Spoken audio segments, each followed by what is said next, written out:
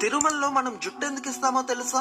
మొట్టమొదట వెంకటేశ్వర స్వామి ఒక చీమల పుట్టలో ఉండేటప్పుడు బ్రహ్మదేవుడు ఒక ఆవు రూపం దాల్చి రోజు ఆ చీమల పుట్ట దగ్గరికి వచ్చి పాలిచ్చేవాడు. అది గమనించిన ఆవుల కాపరి ఈ ఆవు మీదకి తన గొడ్డల్ని విసురుతాడు. అప్పుడు వెంకటేశ్వర స్వామి ఆ ఆవుకి అడ్డంగా నిలబడతాడు. దాంతో ఆ గొడ్డలి వెంకటేశ్వర స్వామి తలకి తగిలి రక్తం కారి దెబ్బ తగులుతుంది. కొన్నాళ్ళకి ఆ దెబ్బ అయితే తగ్గిపోతుంది, కానీ అక్కడ వెంట్రుకలు మాత్రం రావు. ఒకసారి వెంకటేశ్వరుడు కొండ మీద పడుకొని ఉండగా ఆకాశ మార్గంలో వెళ్తున్న నీలాదేవి అనే ఒక గంధర్వ కన్య వెంకటేశ్వరుని చూచి కిందకి వస్తుంది. తలకి తగిలిన దెబ్బని చూసి ఎంతో బాధతో తన తల నుంచి కొన్ని వెంట్రుకలను తెంపి వెంకటేశ్వరునికి ఇస్తుంది. అప్పుడు వెంకటేశ్వరుడు ఇలా చెప్తాడు, నా అందం కోసం నీ అందాన్ని పాడు చేసుకున్నావు కదా, కలియుగంలో కొండ మీదకి వచ్చిన నా భక్తులు తమ జుట్టుని ఇచ్చే సంప్రదాయం మొదలవుతుంది. ఆ జుట్టు యొక్క శక్తి అంతా వేరే భూలోకంలో ఉండే నీకు దక్కుతుంది అని చెప్తారు. ఇంతకీ మనం తిరుమలలో ఇచ్చే మన జుట్టుని ఏం చేస్తారో తెలిస్తే కామెంట్ చేయండి. ఒకవేళ తెలియకపోతే గోవిందా గోవిందా అని కామెంట్